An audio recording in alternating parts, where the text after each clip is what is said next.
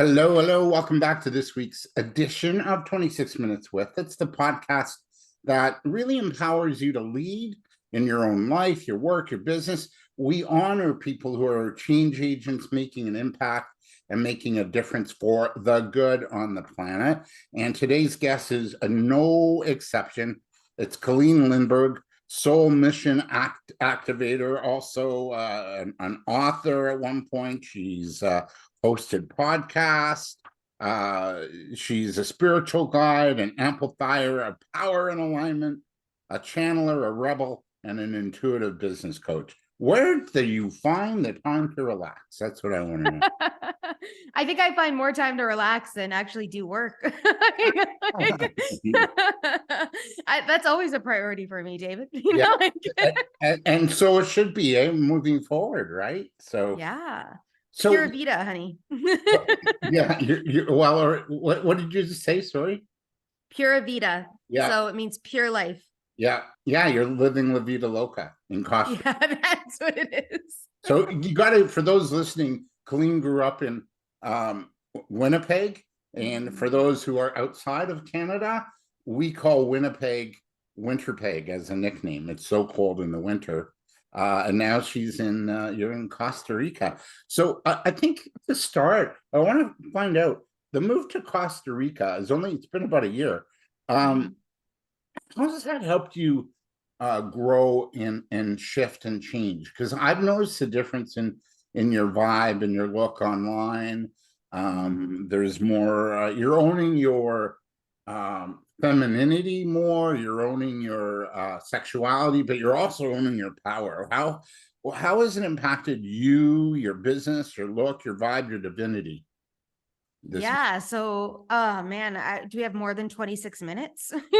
I'm just joking. Costa Rica, and for those of you that have never lived here, is like an expander energy. So what it means is that you don't know that you're moving into expansion until you get here.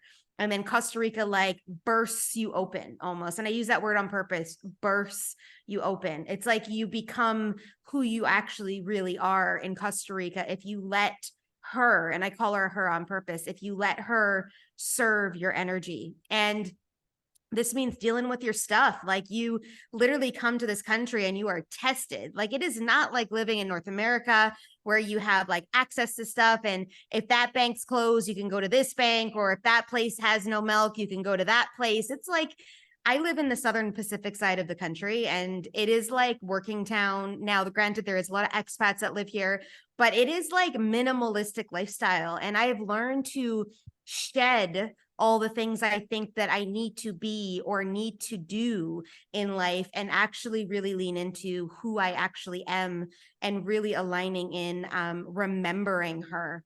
So when you say that I've like shifted, it's because I've allowed myself to literally peel off the layers of all the things that I think I should be and the things that I need to do and all of the BS that we've been conditioned to think about in the world, and actually start to embody and fully own who I am without judgment, without, insecurity, and just be like, yo, here I am. And if you like me, amazing. And if you don't, amazing. And all of it's amazing. And I'm just going to keep living and breathing in this space. So that's kind of where the shifts happened from, and allowing Costa Rica to serve it up on a platter for me. And in my boldness, I just said, I'll take a bite. Apparently I'm staying, and here we are a year later. So what's the distinction between you there and then you back home? Because you were living in the Toronto area, a little bit north of the city.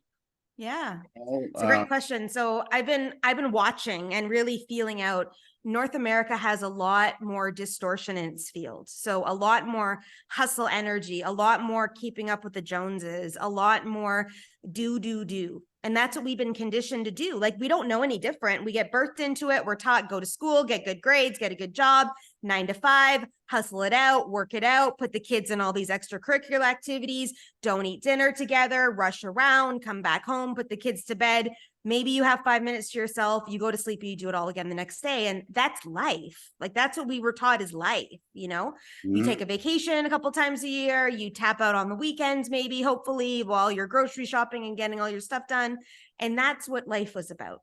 And until I moved to Costa Rica, I didn't understand that that was a thing because I lived in it for so long. I lived in it for 41 years of my life, and not knowing that there was something different where Costa Rica pulls back and pulls you back into an energy of connecting back with the land and getting up. Like literally the first day I was here, I woke up the next morning at 5 o'clock in the morning and I was like, what the hell is this? And it was like you circadian rhythm in this country. And it's like the distortions aren't here. The jungle clears, the ocean, like I'm 10 minutes from the ocean energy, the mountains 15 minutes up from me. I get the jungle, and like it's the purity of nature and the purity of who we actually are as beings that we remember what's important, the minimalistic lifestyles and, connecting with people. And most of the place here isn't open on a Sunday. They force you, quote unquote, to actually be in life on Sundays. And it's just so different, David, like the way that you live in this country. And here we're bombarded by technology too. Everybody's on their cell phones and the computer, and like I'm on the computer a lot, but it's what I do for work. So yeah, but still, like, is it the same there, in terms of that technology? Because I feel we're just bombarded by it. I was driving up north last week for with a friend, and we're seeing all these 5G cell towers, and we're going, this can't be good, Yeah. is it like that in Costa Rica too?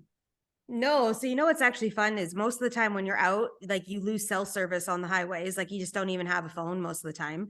And we lose power here at least 10 times a day inside of my house. Like it flickers on and off. I have a box on my internet. But it's one of those things that if power goes out or the internet goes down, this is what happens. And we learn to be in this space without having to rely on our phones. Is it harder to do? Like I have to go back to North America every so often. I was in Salt Lake City last month for a conference, and my international data plan I don't have international data in Costa Rica. Like they don't have that. So I literally have no phone unless I get to a Wi-Fi where I can then connect into apps and do my communication. So when I travel, even I am disconnected from the world, and I've learned to be okay with that. Like I just like you, like I build a brand online. I teach courses online, programs, I do everything online that way. But there is a part of me now that can go done and disconnect and leave my phone at home. I go on a beach walk and I don't take my phone with me. And people are like, what do you mean you don't take your phone with you? I'm like, I don't have my phone for a few hours throughout the day. Like, and that is not shocking anymore for me. That is actually life now. So it's easier to disconnect. It's easier to pull the plug out. It's easier to be when we lead that way. So interesting. Yeah. So what you're doing too in your work as a, in as a business coach and in your work with clients, is I feel like you're teaching others here in North America a new way to operate in life and business. There's a whole new approach to how we work and how we move in the world of business. When I know a few years ago, and we've known each other for a long time, but a few years ago, your old voicemail was crush your goals. You're crushing your goals. And I feel like you're not teaching that anymore to business owners here. It's not about crushing your goals. It's about moving forward and moving in this world differently. What goes into that moving?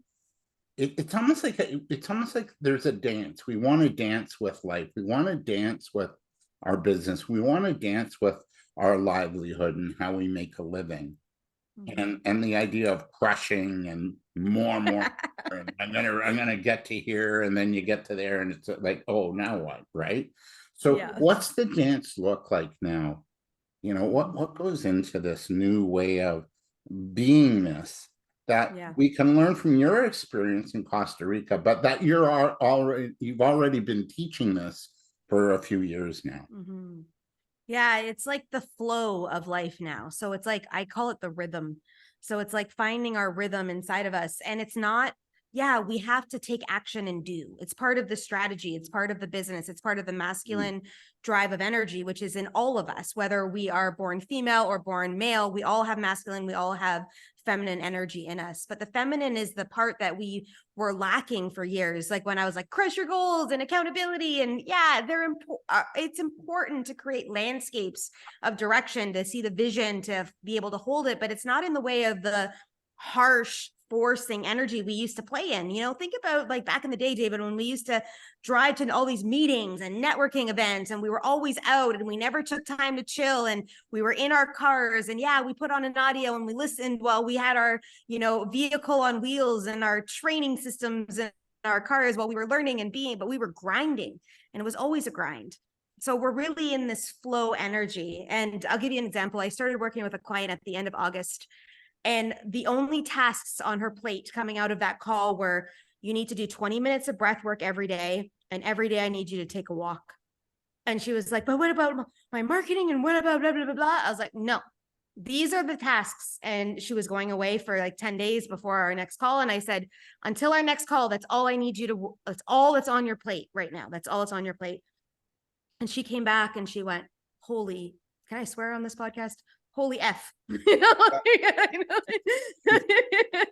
I have E's on all my podcasts all the time because I swear a lot. Holy F. And I went, what? And she's like, that breath work. Oh my God. I had to get out of my mind and get out of my mind. And I left it open. I said, follow the call of what you need today. Sometimes we need breath of fire. We need to move it. It's heated. It's like there. Sometimes we need to calm, and we just need to connect in the, like, whatever it was. And she goes, my creativity has opened up so much that I can actually see what I'm creating now. And this whole like collective that I'm supposed to create is dropped in, and I know how I'm supposed to serve and the people I'm supposed to serve. And I went, yeah, because you connected into yourself, where a lot of the times we've been conditioned to look outside of ourselves for the answer. That guy has success, build my business like him, follow that model. I'll do it like him because he had success and I'll make it work. When we are now in an energetic time where entrepreneurs are finally starting to realize that their unique blueprint, their unique codes, their rhythm in life is where they're meant to be. And when they follow that flow and lead in that energy, that's where their impact plays in, where the income then comes in to support it. And you can be, do, and have anything in that space of where you desire to be. So it's a whole new vibration. I love it. And we're not seeing it enough yet here. No. Are you seeing it where you are in Costa Rica? Is that how they're working? Well, it's hard to judge. Yeah, because most of the people that I meet here have moved here, and some of them like permanently moved here, or they like took all their money out of their assets in North America and then came here and like live kind of on the land, or they're creating Airbnb. So it's a whole different vibe. So it's hard to say that, but the communities I run in, the people that am in association with, live and breathe this. We call it like rituals, or we call it like our practice every day. And some of my key friends who also work online that I like, especially one of them that I really hang out with all the time, we float in the same boat. Like she gets up every morning and she's like, I don't want to do anything before 7. And when I say to her, sometimes I'm like, I got to be at the gym at 7. I'm sorry. I know it's going to cramp your like morning style, but like, cause we try to work out together all the time, like not together, but at the gym together. Just because it's cool to be at the gym with someone else and working out. Right. And, but we honor that flow where it's like, I'm really feeling this today, or I'm feeling I need to go this afternoon, or like, that's what we live in. It's like the feel of the vibration of our life. Right. And that, I think, is the distinction. We're feeling our way into it rather than being and doing our way into it. Yes. You mentioned, life in Toronto, and I remember like even my work life has changed too, because like I'm not driving in my car, I'm not fighting traffic to I went downtown. I think you saw the post I made back in early September that I was teaching at yes, right? Yeah. And it's like, well, it was really nice to be back there, but what I didn't appreciate was the traffic. Oh my God. And the congestion and the humanity that's down there. You got to be not just cars, but the transit, but bicyclists. Holy geez, they're another problem to deal with. And then people, oh, someone's crossing the street. What the hell? It's actually really interesting. So we don't really have traffic here, right? Like we have a Mm. little bit, but here's where we get traffic. When we have a mudslide that came down the mountain and blocks the highway. So then you're in your car and you can't do anything. And most of the time you don't have cell service on the highway because you just don't. So you sit in your car and everyone gets out of their cars and they talk to each other on the highway. And we have like this community thing that goes on. And then all of a sudden the landslide will move, and it could be hours later. Like you always travel in your car, wherever you're going here, with water or food. Like you bring something with you in case this is a thing. Like I live in a country where the mountain falls down into the road consistently, especially during rain season, right? Which is what we're in right now. We're in the heart of rain season, or they call it green season here. So it's just a whole like a different life, like, and I get you with the traffic. I remember doing that drive 2.5 hours one way. I used to drive to, yes, Yeah. like 5 days a week. Yeah. Crazy. I know. Yeah. And no life. And then you get home, you might have a bite, watch some TV, and go back to bed and do it all over again the next day. Right. Are we nuts? Like, like, is humanity finally waking up to like what we're doing is just like driving us, yeah, to the hospital? Really? Well, if you think about it, like Schmovid brought in, I say that on purpose, Schmovid brought in this beautiful expansion for us to quiet ourselves. When we got positioned to stay at home, those of us that were ready, those of us that were getting it, those of us that were like in spiritual expansion and evolution, saw the gift of being able to do this because we actually got to quiet ourselves. And then we had more time, more connection time if people were with families, more time to actually think about life, more time to actually be in our life. And then coming out of that, when things started opening up again, those that were really resistant to the hustle lifestyle saw it dominantly and started making changes. Yeah. Whereas some people just went back to the grind and didn't even understand that that was a thing. And they were all pissed off for staying at home, where some of us took advantage, where we're like, I got up, I did my workout, I did my meditation, I locked in, I went for a walk, I grooved, I did my call from the road, and we just were, and it changed the game. And I think that's the thing that we need to really recognize is what actually fuels you. And how do you bring that more into your space? There will always be time to take action, always time to do. There's more than enough time. We waste so much time in a day trying to do something, quote unquote, that if you just aligned in like your purposeful mission and what lights up your heart, the things that you actually have to do, like this checklist you have to get done, will get done so much easier too, because you're fueled, right? And there won't be distractions, and you won't be like, hanging out on your phone for half an hour where you're like, oh man, I've been on my phone for that long, Totally. Some of these concepts, and it sounds like you work with a lot of women clients, but are men starting to catch on, or is this a woman thing? Like, is it I hate to ask that as at such a base level, but are women more open to this sort of adjustment and the flow and the dance of life and the dance of our business? Or are men starting to catch on? And what are you seeing? Yeah. Well, I probably say 80% of the work I do is with women. There are definitely more open to this because we are moving through, like when I talk about spirituality, we are moving through the feminine energy now. So that makes sense for them. And some of the very masculine driven women that were in hustle, just like I was, because I obviously attract who I am as a person, and where I am in the pathway, they fall into certain paces with me, we'll say. So they're desiring to lean more into their femininity, to accelerate their intuition, to activate their gifts, to move that through, to be able to hold that energy. So we're seeing more femininity step in, but I still have 20% men. Like I have a man that gets custom meditations from me every single month. And every single month, he's just like, this is what I need. Or he says, dealer's choice, which means that I get to create whatever I want for him. And we're seeing it happen. Like it's shifting because men also are getting an understanding that they do hold a power of strength, and they hold a power of this masculine energy of like security and providership and stability and safety. And that is an actual masculine trait of energy that us feminines desire, like not feminist, feminines desire in life. We want to be held, but we also want to be on our mission at the same time and expanding inside that space. But men are realizing that dropping into their emotional side and connecting deeper within themselves and listening to their hearts will actually make them more dynamic leaders and be able to connect in deeper. So we're watching the movement happen in both sides. It's Yeah, just, you may not be seeing men talk about it a lot. yeah, I agree. There's a Yeah. gentleman I follow from the US. You've probably heard of him. His name is Kyle Cease. And in his work, he works with both men and women in really transformational change, like in our own lives, right?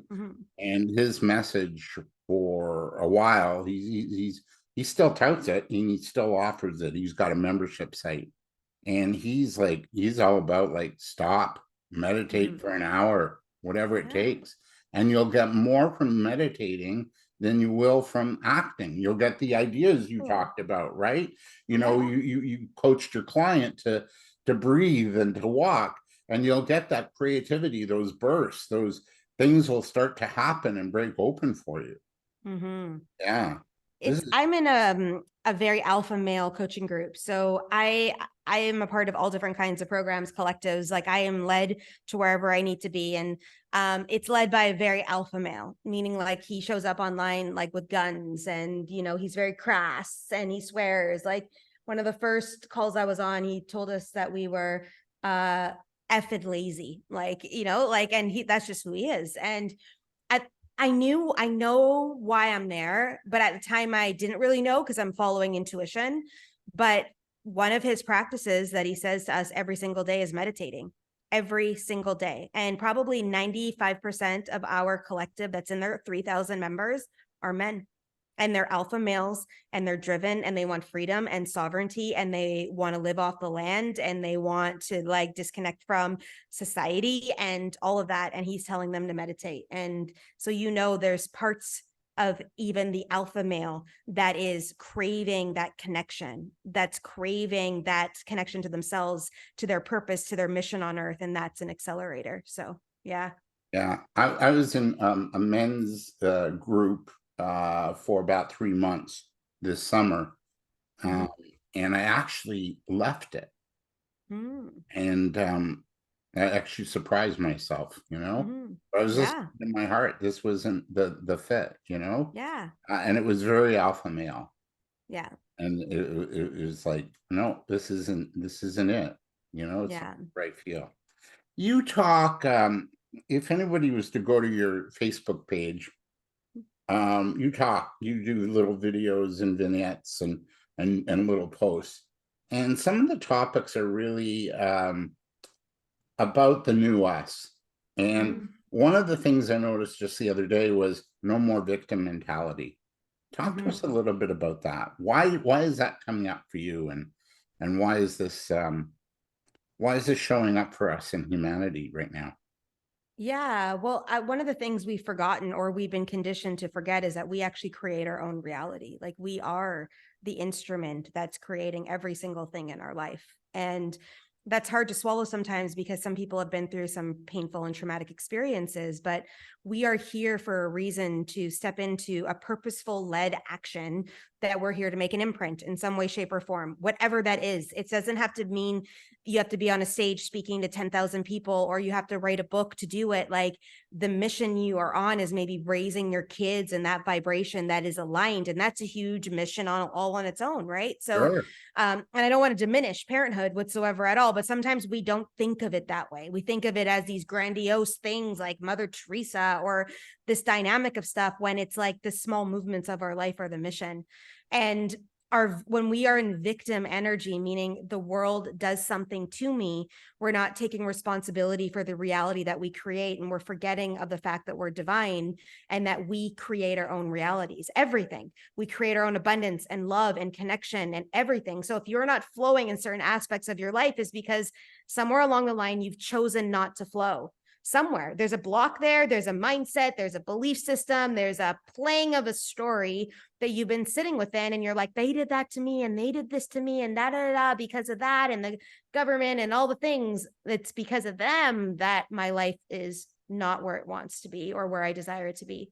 But it's not. You have the availability to make a choice right here, right now, to choose something different and take the actions necessary to get you out of the situations you're in. And every single one of us has that availability.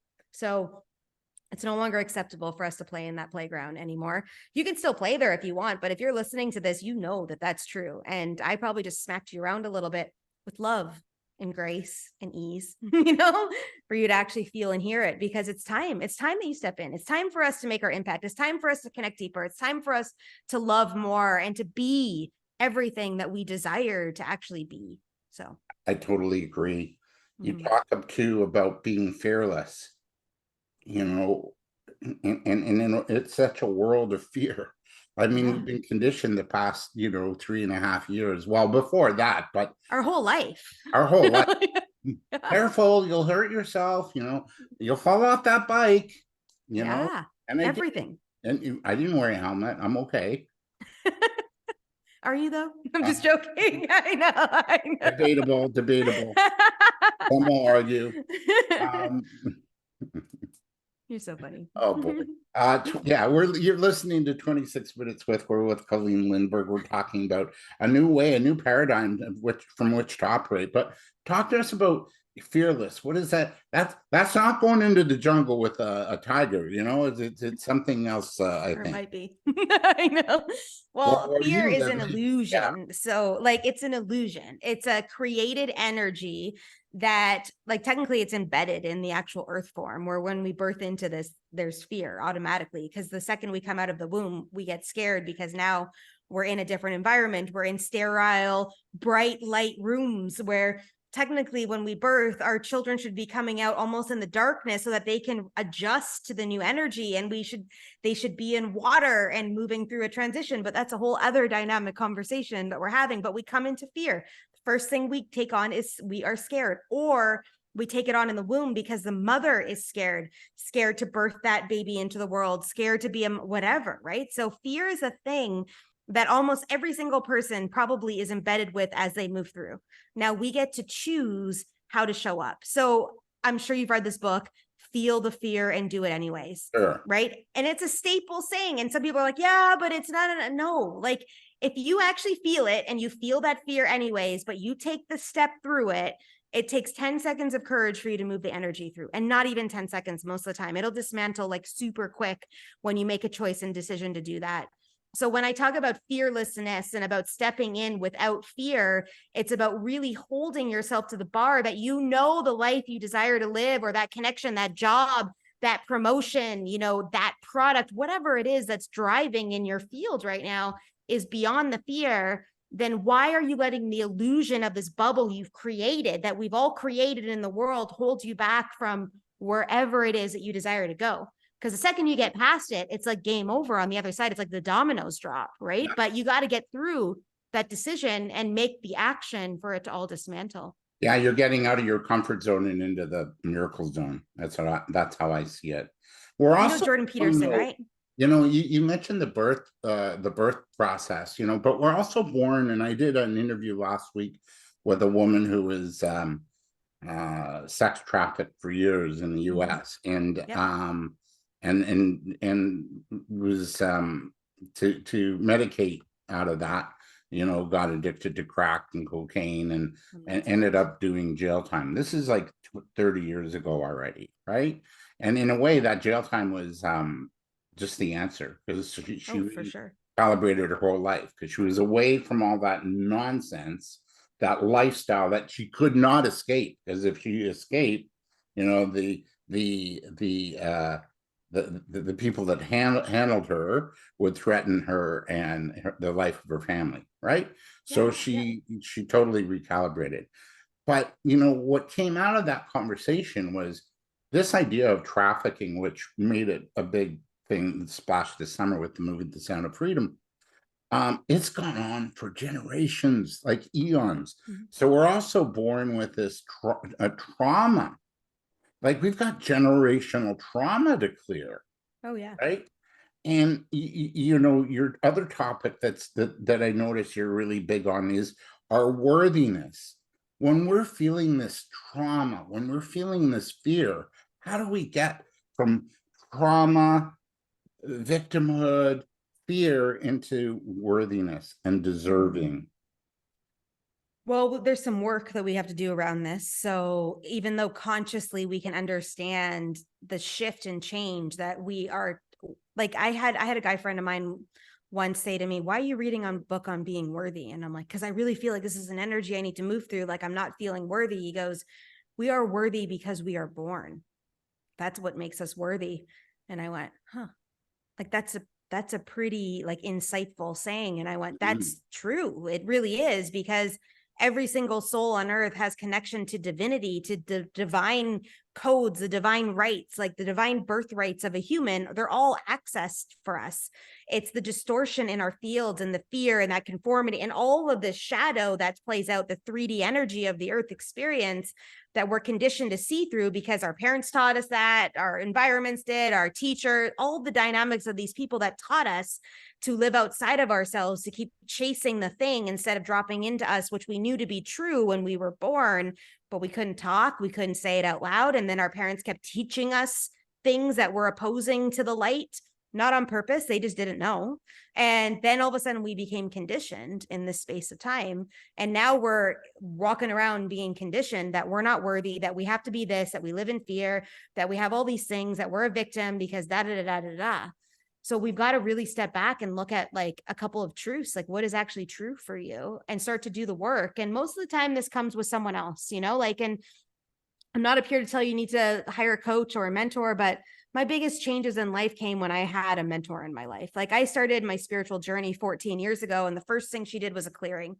And clearings can be the most powerful things that shift energy, because we take out all the energetics around all this BS that you've been saying to yourself for all these years. And now you can actually see the truth and feel your truth and understand it. And then you look at your life and you're like, oh man, I've been really floating around in that field for so long under that thing. And then you can shift easily. But when you're trying to shift through the shadow and shift through all the density, it's tough. It really is tough. It is. I remember you doing some, little bit of coaching with me pro bono when I had the foot injury, and eventually you said, "I think you're done." And what I had to do with that foot injury was 5 years ago, by the way. And Wow. I went to a clinic to get a new pair of sort of custom shoes for that foot. And I said, "Yeah, it's 5 years ago." And she said, "You're one of maybe you're an anomaly, because most people with what you had have had a reoccurrence 2 or 3 times." Wow. Yeah. Good for you. But at that time, I looked at that foot injury, that foot wound, as it was time to go into my inner wound. And thanks to you, you turned me on to Dr. Joe Dispenza, and I did Louise Hay work and forgiveness work with my, family, and the story I had, built up around the passing of my father at 10. So all of those things had to come out. Oh, for sure. And Yeah. and I see what's happening too in the world. Like there's so much anger and rage that it's like, just do your thing, stay in your own lanes, but watch, because that has to come out in order for transformation to happen. We buried it so deep. And like you said about ancestral wounds too, we're doing ancestral clearings a lot these days. I'm actually leading a circle here in November in the actual jungle. My first ever live circle, like in this vibration. I do them all online, right? So this is the first time I'm actually doing it live with people. I'm like, oh my God, I'm a little bit nervous, which is actually kind of fun to feel, because like all the work I do is it's easy. And now I'm like, oh, I actually have to be real and transparent, not with a screen in front of me, like, so that's a whole other energy that I'm moving through. But it's like, we have to go into the depths of this stuff. Like it's there. Like most of us have hidden from it. Like if you're like me, I shoved it all under the rug. I was like, I surface level dealt with that. It can go back under the rug. And sorry, you moved to Costa Rica too. There is no rugs, like it's like, here's your stuff, time to deal. And it happens all at once. And you're like, gee. And yeah, it's intense. It's not like, they call it work for a reason, shadow work. Like it's work, or breath work. Like it's work for a reason, because it requires us to commit, to step in, to go deep, to go into it, to hold space for ourselves, to move. Yeah, it's intense. The dance of of life, of business, Mhm. what's it look like 2 to 3 years from now? Well, I believe in my world, and the people that my clients that I really work with, is it's embodied business. It means that there is no segregation. We are, and that is how we create. So it means like there isn't a separation between the two. The business is us as we are the business. And it means that I could be doing something and creating money or expressing myself. Like I have an album coming out. It's Oh, going to wow. launch on January the 1st. Yeah. And it's all light language, sound, activation. It's all me and Oh, instruments I thought you were doing playing. Christmas tunes. What the hell? Yeah, no Christmas tunes. But it's like that technically is part of the business, although it's me. So it's like there's no separation anymore. It's not like this harsh business aspect any longer that there's two entities. It is you and you are it. And you'll watch and see as we start to transform the ways we create money, the ways money flows through the universe and circulates. It won't be linear like it has been, nor has it ever been linear. But most of us think of it as linear, and it's never been. But we're going to access the actual dimensions of what abundance and wealth actually is, and prosperity. And for those of us that ride the wave, it is embodied money, meaning it comes in all ways, in all forms, in all spaces. And it doesn't just come in from a certain thing that we do once. It comes in from all of this Yeah. avenues. And it comes from source or God too. All of it. And it's abundant. Yeah. There's no limitation to anything. Yeah. Yeah. The last topic before we wrap up is this notion of trusting. That's a hard one. I still struggle with that because I'm So do going I. through major shifts and changes for the past 6 months in my business, Yeah. and the like it's just dropped right off for 6 months. Yeah. But what the what? But yet I'm moving into this new territory, so it's like, yeah, it's this notion of trusting. How do you deal with that, and how do you help your clients? Yeah. This is Develop? still, I feel like, probably the hardest. Trust and surrender. Like they play hand in hand, both together in their energy fields, and about really understand that we are divine beings being led in a pathway. And the more we're able to surrender to that and trust it, it doesn't mean that we don't take action. It doesn't mean that we don't have to do stuff, but like I wake up every day and I'm like, where do you need me to be? And I allow that energy to flow through me to take action. Now I teach programs, I launch, I've got certain infrastructure that I play within. I've got stuff happening that needs, I have a to-do list of like, I don't know, 7 things beside me right now that need to get done today. And they're tactile things that have to get executed because I'm in my own deadline that I've pushed up against myself in the space of trying to compete with my own self, which I love to do all the time. But it's one of those things like, you need to launch this today. And I'm like, what do I do? Fine. And it's like, I just trust that there's a reason why somebody needs that. And they need it at this price point, at this time, and to see it like this. And I just keep doing it. And that's how I got to Costa Rica. That's how I've gone through a lot of my expansion. Like last month was the highest month I've ever had in business in September. And that's how I do that, is because I am trusting. But it's literally a mind game. It's a mind game. It literally is. And you have to dismantle every single day until you're used to that, because of the fact we've been conditioned to think we have control, and we actually really don't. And the more that we try to control things, the more they fall apart anyways. Like, Yeah. harder life is, we struggle, all the things. Yeah. Yeah. Yeah, you just have to sometimes it's let go, let God, and it's like, Yeah. get out, or get out of your own way. Yeah, it's really. I had an experience. I guess it culminated last Monday. So we're recording for those listening on Monday, October 23rd. This will probably won't air till November, but I was contracted to teach a workshop in person. I've done like Yay. 7 of those. What do you mean not on Zoom? Actually, at the end of the workshop in person, I thanked everybody, letting them know that it was really nice to wear a nice dress shirt and pants instead of my boxer shorts today. Yeah, right. So fun. But it was a different workshop. It was on ChatGPT, and so Okay. I'm thinking, like, I'm going off site. I'm not going to have access to my ChatGPT to show them how to do a few things. So I got like a beautiful message, like, record it and then embed the video into the PowerPoint. PowerPoint. It's Yeah. exactly what I did. I did 3 different videos and examples, and I'm,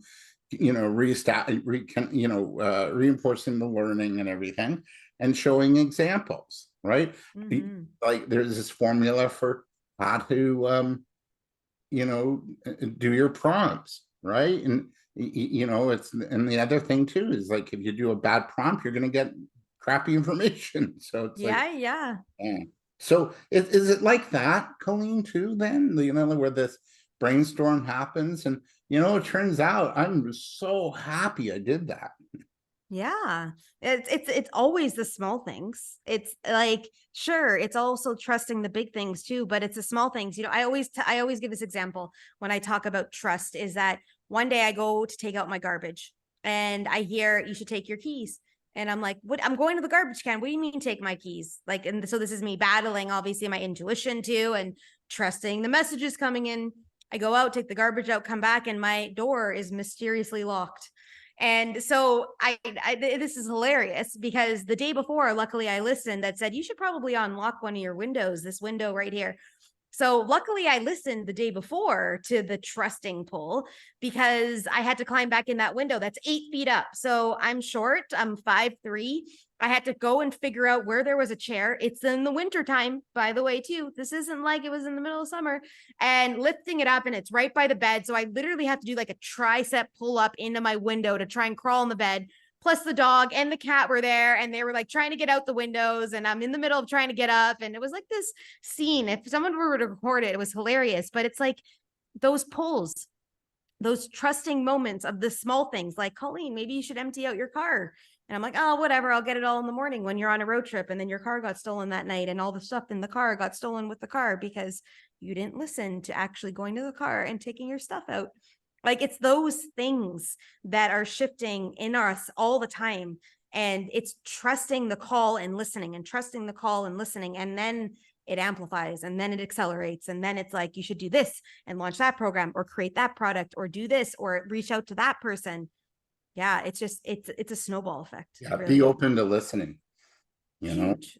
Yeah. Yeah, for sure. This is great. Yeah. Thank you. We're gonna have you back, okay? Talk about the sort of new operating system for business. It's a new success paradigm, isn't it? Huge. And it's baffling brains, because we can't think our way through this. It's all about feeling through the heart. Yeah. And this is what's messing us up, is that we've been conditioned to keep thinking. That's what our whole life is about. We go to school to think, and they're teaching us what to think and how to move, when our spiritual evolution is so unique and each soul is different, that if we lead through this, that's where we actually get to really connect and experience through life. Yeah, and So. look what thinking's got us, Yeah. Yay. Can I share a poem with you that a colleague of mine wrote? Sure. It's kind of about what we talked about. We're over 26 minutes, so just want to make sure. I know we're way over, but it's been dynamic. So, I think hopefully we'll be forgiven. My sense is we will. And it's called Coloring, and it's by a fellow by the name of Jeff Tobe, and he's based in Pittsburgh, originally from Canada, and he's a high-end facilitator, right? He commands $5,000-10,000 a day, maybe more. Anyway, it's called Coloring, and his company's called Coloring Outside the Lines. And it goes like this, because you mentioned like when we're born, and we're it's pretty traumatic when we're born. So and then how we've gone through trauma, and then as kids we're told what to do and what to be. So it made me think of what you said, and this poem is really beautiful. So it says, coloring outside the lines is scary business. Some days I don't have the courage for it at all. On big, bold days, though, I let my red crayon just streak across the line out there with my purple in perfect freedom, no lines. Coloring outside the lines is lonely, too. I'm the only one who doesn't get a gold star on my paper, and the teacher frowns. The kids call me weird or dumb or stupid. Why don't they actually see that I'm not behind them? I'm actually out in front, running free outside the lines. It would be nice to have a friend who would color outside the lines sometimes too. Would you? Yes, I did a reel on Instagram maybe 3 months ago, exactly this. Literally, I'm coloring in the lines. And then all of a sudden I was like, who taught us how to do this? Like, why are we not just free? Like, why are we conformed to these lines? And it's a powerful, powerful poem for sure. Yeah. And like, it's all good. Mm-hmm. If it's us, we're part of the divine. It's all good. Who's, Yeah. you know, and the truth about art is what beauty is in the eye of the beholder. Like, Mm-hmm. Yeah. Well, and especially when it comes to art, right? Like each person is inclined to the vibrancy or the frequency of that art, whatever it is, whether it's through artistic expression or like dance or vocals or like any of the art forms. Not everyone's going to like that sculpture. Not everyone's going to like that painting, and they're not supposed to. It's each vibration is inclined or attracted to a certain thing. Not everyone's going to like my album. Most people will not even get it, right? Like they just won't have a clue as to what it is. But my people that are meant to hear it will be like, this album rocks. And I'll be like, I'm man. in, because I feel it's gonna be nice to sort of meditate to or relax to, right? Some of it, yeah, and some Yeah. of it's very activating. Like the track we've mastered so far, it's called Into the Wild, and it is a powerful calling from the jungle to expand with her, because the album's called Becoming in the Jungle.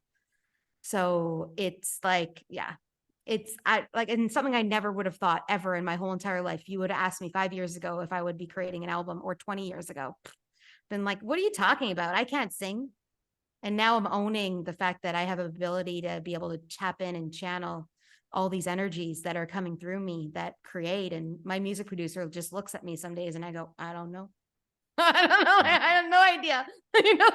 How exciting is that? Maybe that, Yeah. that's part of the new paradigm where, we do have these gifts that just been, lying, you know, lying low. And now that Yeah. we're tapping into sort of the higher beingness, that's Mm-hmm. available to us now. It's always been here. We didn't know. Like we're remembering it. And now we're tapping into that energy. Like I literally am about to finish teaching a program called Frequency. And it's all about new light codes and bringing them, activating them into the body at their potency that we hold them at, because of the fact that this is a thing. Like this, we all have them. Every single one of us has the availability to lean into this. But most of us aren't, or we don't know they're there, or all of the distortion of the 3D matrix is Yeah. playing out in the field. Yeah. So We have to make change yeah. like fast and Yeah. soon. Where do we reach you to work with you or connect?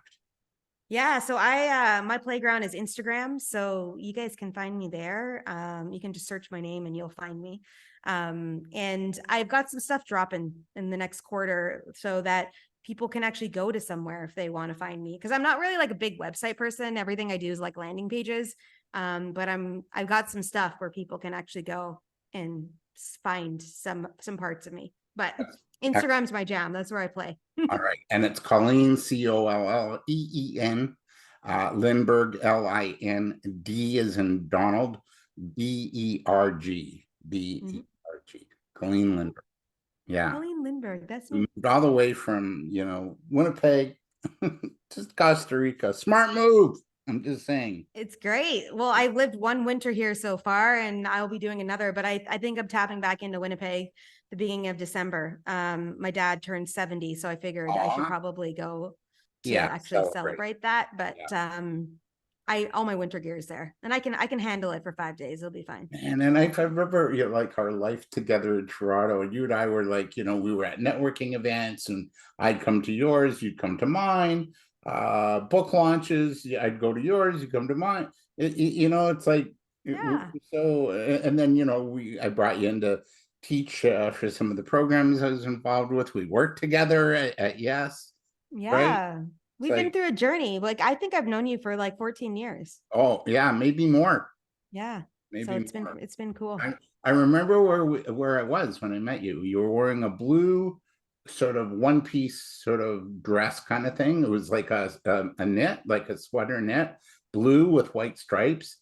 And we were at the Markham at the Hilton Suites, I think. And we were in like an executive, like shared office with Yeah, we were in that place with Ronnie, right? So I yeah, remember that day. yeah. I remember What the room. happened to her? Oh boy, my gosh, I don't crazy know. things. Yeah. But that's So life. many people, right? You think about it, so many people have come through our pathways in this life already. It's Yeah, crazy to think. I know, and some stay, and some you're blessed to have a relationship like you and I, and some, Yeah. they come, they go. They're not your cup of tea. It's like the Yeah. artwork, right? And Yeah. yeah, you're not going Hmm. to appreciate Yeah. everything. It's cool. Yeah, this was great. Thank you. No. It's always great chatting with you, David. I appreciate your platform and all the people listening. Like, just really grateful to be able to be here to share. Thanks. That's this edition of 26 Minutes with. We're coming back. We've got good shows lined up. We're looking at health and in how to uh, age gracefully with a gentleman who's done it himself and his wife, and they're very vibrant, and he's overcome cancer. And so we're going to look at that and tap into his wisdom. That's coming up next week. Until then, have a great week. Thanks for listening to 26 Minutes with. Share it out. This is about, empowering you to lead and to make an impact and make a positive change. And I think some of the lessons we talked about today are going to help you do just that. Colleen Lindberg, a joy. Thank you, my dear. Thank you, sir.